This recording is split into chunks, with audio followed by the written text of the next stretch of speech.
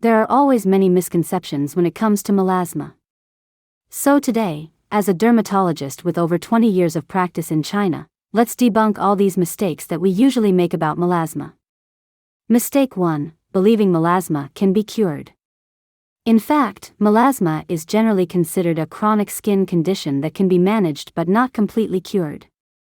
Even after successful treatment, melasma often recurs, especially if triggering factors like sun exposure, hormonal changes such as pregnancy, taking birth control pills, or even stress. While melasma can be successfully managed in many cases, it would be incorrect to say it's curable. The main focus is generally on long-term management and lifestyle changes to control the condition. Here comes mistake 2: applying sunscreen only on sunny days. The question of whether to apply sunscreen on rainy days is a topic of some debate.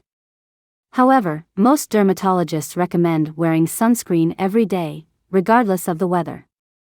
Here are some reasons why. First off, UV rays penetrate clouds. Up to 80% of UV rays can penetrate clouds, meaning you're still at risk for skin damage even on overcast days. Also, UV rays can be reflected by surfaces like water, snow, and concrete, so you're not entirely safe from UV radiation.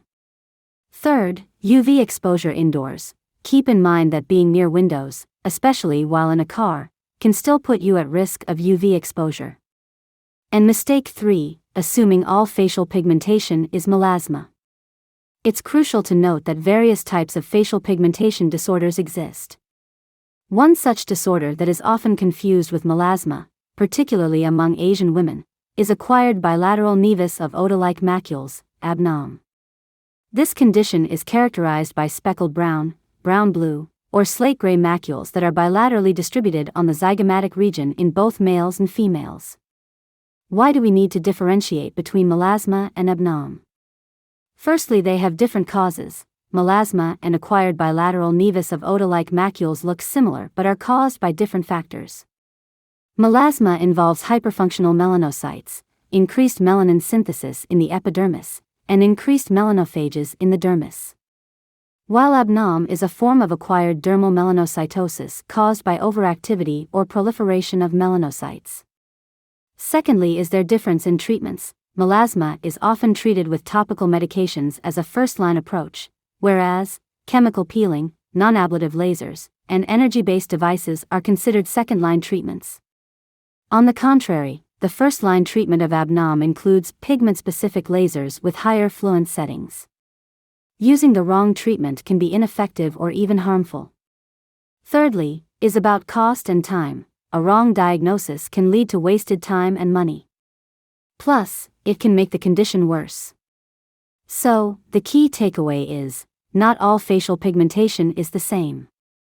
Accurate diagnosis is crucial for effective treatment. Always remember to consult a dermatologist for proper diagnosis and treatment options. Mistake 4: skipping pre-treatment before medical procedures. So why pre-treatment is essential? To start with is for skin preparation. Pre-treatment usually involves the use of topical agents like hydroquinone or azelaic acid. These agents not only prepare your skin but also enhance the effectiveness of the main treatment. They work by reducing melanin, accelerating cell turnover, and preventing further pigmentation. Next, preventing PIH, post-inflammatory hyperpigmentation. Skin prone to melasma is at risk for PIH. Pre-treatment helps mitigate this risk by stabilizing melanocytes, thereby reducing the likelihood of further pigmentation following the procedure. Furthermore, is for better and more cost-effective results.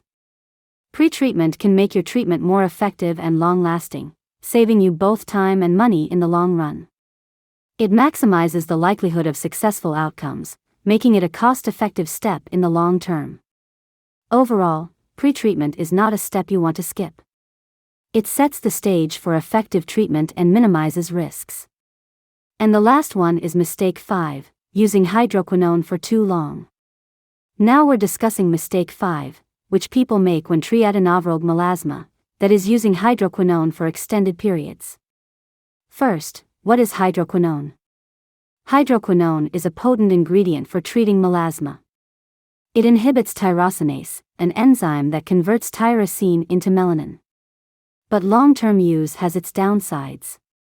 What are the risks of long-term use of hydroquinone? First, extended use can lead to irritation, redness, and even a rare condition called hydroquinone-induced achronosis, which causes dark pigments to deposit on the skin. Second, it's banned in Europe due to potential toxicity. Research on animals indicates that high doses could have potential carcinogenic effects. So, here are 3 key suggestions. 1. Consult a dermatologist. Always get professional advice before starting hydroquinone. 2. Tapering regimen. Follow a tapering regimen to avoid rebound effects. 3. Sun protection. Use broad-spectrum sunscreen, as hydroquinone makes your skin sun-sensitive. To sum up, always consult a dermatologist for a customized treatment plan. Make sure to avoid these common mistakes to manage your melasma effectively.